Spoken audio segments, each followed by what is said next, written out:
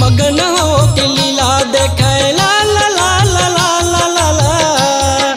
मगन हो के लीला देखे कौशल्या महतारी गा अंगना में राम खेलाए दे दे की लकारी गा। अंगना में राम खेलाए दे दे की लकारी ना। मगन हो के लीला देखे ला ला ला ला ला ला ला ला। मगन हो के लीला देखे कौशल्या महतारी गा अंगना में राम खेलाए दे दे की लकारी गा। अंगना में राम खेलाए दे दे की लकारी ना।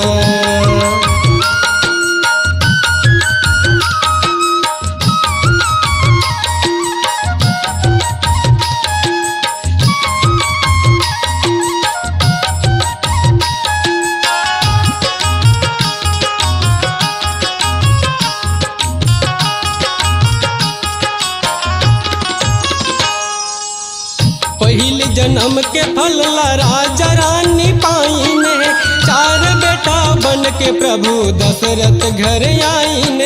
खीर पूरी बाँट बाँट चार भाई खावत है। राम जी के बाल लीला अमृत बरसावत है।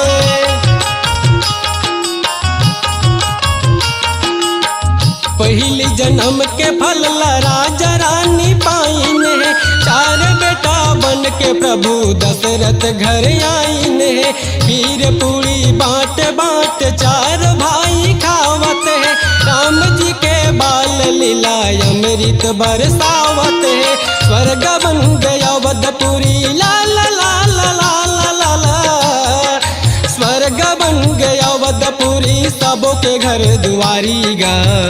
अंगना में राम खेलाए दे दे की लकारी गा।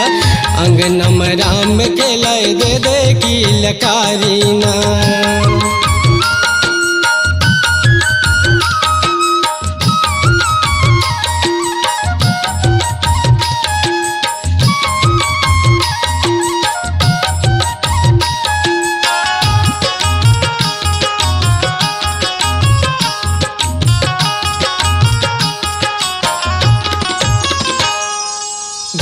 मसनाए चारों भाई हंसत खेलत है।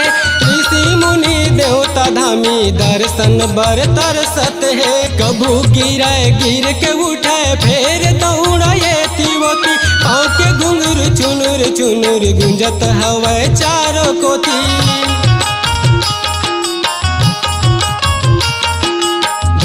मसनाए चारों भाई हंसत खेलत है। ऋषि मुनि देवता धामी दर्शन बर तरसत है। कबू गिरे गिर के उठे फेर दौड़ाए तिवती। पाँव के घुंघरू चुनुर चुनुर गुंजत हवे चारों कोती। स्वर्ग सुख लपावत हवे ला ला ला ला ला ला ला। स्वर्ग सुख लपावत हवे अवध के नर नारी गा। अंगना में राम खेलाए दे दे की लकारी गा। अंगना में राम खेलाए दे दे की लकारी। मगन हो के लीला देखे ला ला ला ला ला ला ला। मगन हो के लीला देखे कौशल्या महतारी गा। अंगना में राम खेलाए दे दे की लकारी गा। अंगना में राम खेलाए दे दे की लकारी गा। अंगना में राम खेलाए दे दे की लकारी गा। अंगना में राम खेलाए दे दे की लकारी गा।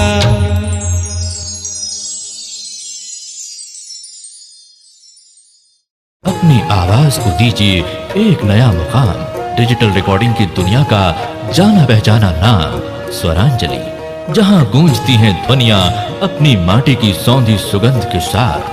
छत्तीसगढ़ी संगीत के विविध रंग जो पहुंचाते हैं पूरे प्रदेश में डिजिटल रिकॉर्डिंग के संग। स्वरांजलि स्टूडियो नेमीचंद गली नंबर 2 गंजपारा रायपुर।